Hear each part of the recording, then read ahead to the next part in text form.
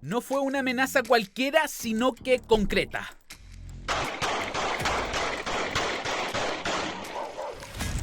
El objetivo, amedrentar a un oficial de gendarmería en su propia casa, donde vivía con sus hermanas, su señora y sus hijos. Pero también querían entregar un mensaje.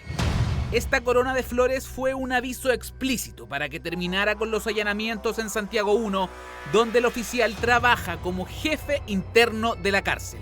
También había efectuado intervención en las propias celdas, requisando elementos prohibidos en el régimen penitenciario, las famosas celdas VIP. ¿Sabía de esto el gobierno y gendarmería? Un nuevo escándalo. Celdas VIP en Santiago 1 para miembros del Tren de Aragua, con pleno conocimiento de funcionarios públicos. Reportajes Tele 13 accedió al expediente del caso y a la reveladora declaración del oficial de gendarmería, quien hoy se encuentra bajo protección policial. Fue el 5 de abril cuando 3 venezolanos llegaron hasta la calle General Lagos en Cauquenes para disparar en contra de la casa de un teniente coronel de gendarmería, de quien resguardaremos su identidad por razones de seguridad. En el lugar se encontraron 10 vainillas y 7 proyectiles percutados, los cuales atravesaron murales y puertas del domicilio. Están vinculados a delitos de tráfico de droga y en definitiva tienen el poder adquisitivo como para en definitiva encargar a sueldo a determinadas personas que están en libertad la realización de este tipo de actos, como por ejemplo ir a dispararle a un funcionario de gendarmería que está en otra ciudad. El gendarme buscado por los delincuentes no estaba en la casa, pero sí su hermana, quien recordó así el momento del ataque. Escuché disparos muy fuertes. No sabía qué pasaba. Me descontrolé, miré por la ventana y veo al vecino del frente que también había salido a mirar. Así que empecé a llamar por teléfono a todo el mundo.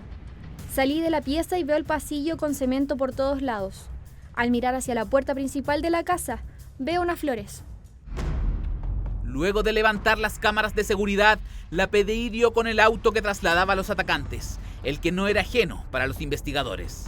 Hace algún tiempo, ese mismo auto era blanco de interés en otra causa por secuestro en Santiago. En esa investigación, quien aparecía manejando el vehículo era uno de los máximos líderes del Tren de Aragua en Chile, Wilken Rondón, alias El Caracas. El vehículo, según se estableció luego en la investigación, salió desde Estación Central a Cauquenes el 4 de abril a las 20:19 de la tarde por la carretera hacia el sur y llegó a la ciudad maulina a las 9:08 de la mañana. Los sospechosos lograron ser detenidos 10 días después del ataque.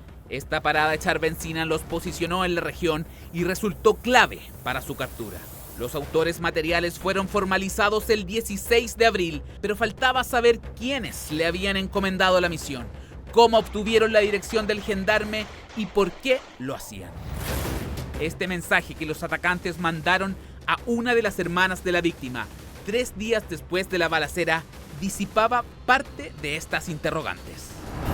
Parece que no entiendes los mensajes. Sigue parqueando los módulos 14 y 19. Ahora sí te mataremos para que veas la realidad. Se creen muy malos los coroneles. No están viendo que te hacen un daño si siguen enviando los 300 y sapos. Tenemos toda tu familia localizada y todos los comandantes y sus sobrinos y familia completa. ¿O quieres aprender a la fuerza cuando empecemos a matarlos en este país del crimen organizado? ¿No entiendes aún? Esto nosotros lo calificamos como un ataque al domicilio particular que no solamente afectó al funcionario propiamente tal, sino que también podría haber afectado a su grupo familiar. ¿Cómo viven hoy los reos del crimen organizado en las cárceles chilenas? ¿A qué se enfrentan los penales donde están presos integrantes del Tren de Aragua? Quien entregó ese detalle fue el propio gendarme víctima del ataque en una reveladora declaración ante la PDI y a la que accedió Reportajes Tele 13. El día jueves 3 de abril tenía que efectuar un allanamiento al módulo 1. Habían incautado mucha droga, una cocina digital, una botella de whisky, esta vale aproximadamente 250,000 pesos en el mercado establecido, entre otras cosas. Inmediatamente pregunto si habían sido encontradas en una caleta que tienen en el patio, en particular en el taller, lo que efectivamente así había ocurrido. Como dato anexo, ya se había encontrado una de esas botellas de whisky de gran valor en el módulo 1. En este módulo estaba, entre otros, el venezolano Ronald Legui, preso por asociación ilícita para trata de personas y sindicado como líder de una célula de la organización criminal venezolana que controlaba la prostitución en la Plaza de Armas. El comandante detalló a la policía un escandaloso antecedente que revela la comodidad de nuestras cárceles para el Tren de Aragua. Faltaba una cámara de seguridad del pasillo. La habían sacado 3 meses antes. Varias de las celdas tenían lujos, cosas que no están permitidas en los recintos, y la ropa de algunas de las celdas eran solo marcas de lujo. Gucci, Versace, zapatillas Jordan. Había una celda que tenía más lujos que otras. Esa tenía alfombra, cortinas para cubrir los barrotes, cortina en ducha, humidificador para el olor. Había un astronauta que tiraba luces al dormitorio con sonido para efecto ambiente. Una lámpara de colores y elementos de lujo en una celda de integrantes del Tren de Aragua, como escuchó. Pero eso no era todo. Habían además 2 celdas con automáticos para el sistema electrónico. No recuerdo en qué celdas estaban estos automáticos, pero a través de estos se daban las luces a todas las celdas del módulo. Era todo un sistema de cableado hechizo, pero conectadas con las luces de emergencia del circuito eléctrico. Lo que hacía era que si les cortaban la luz en el módulo, ellos la volvían a dar. O sea, que siempre tenían luz. Ellos la distribuían. Por lo anterior saqué los automáticos, les di un tirón y algunos cables, pero eran muchos. Santiago I es uno de los penales más peligrosos del país.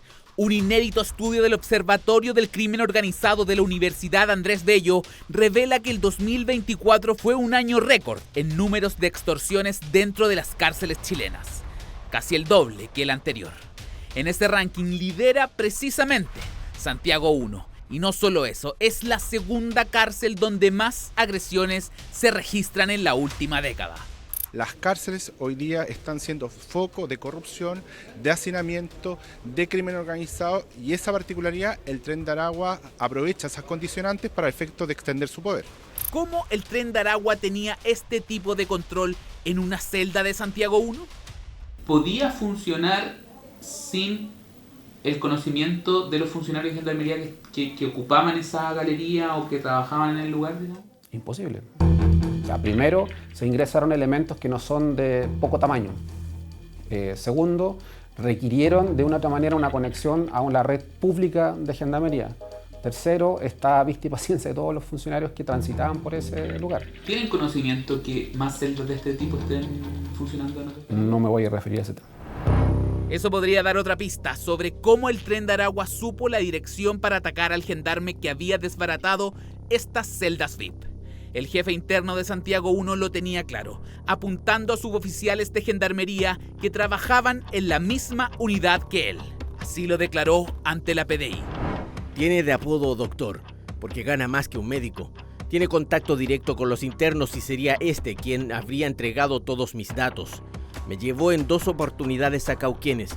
La primera vez me dijo que tenía unas cajetillas de cigarro en el auto que se las regalaban los internos, pero como él no fumaba, las vendía. La segunda vez que me trajo a Cauquenes en su auto, un Hyundai Santa Fe blanco en ese tiempo, se subió también una niña que iba saliendo de la visita en la cárcel. Ella no habló nada en todo el viaje y yo solo lo justo y necesario. Después de esa vez no viajé nunca más con él, a pesar que me lo ofreció muchas veces. Dada la envergadura del caso, le preguntamos al Ministerio de Justicia sobre si tenían antecedentes sobre los privilegios del Tren de Aragua en la cárcel. Sin embargo, declinaron referirse al tema y trasladaron la vocería a Gendarmería. Gendarmería, como organismo auxiliar del Ministerio Público, ha realizado y realiza acciones, diligencias en investigaciones vigentes a fin de abordar la problemática de la corrupción al interior de los recintos penitenciarios del país.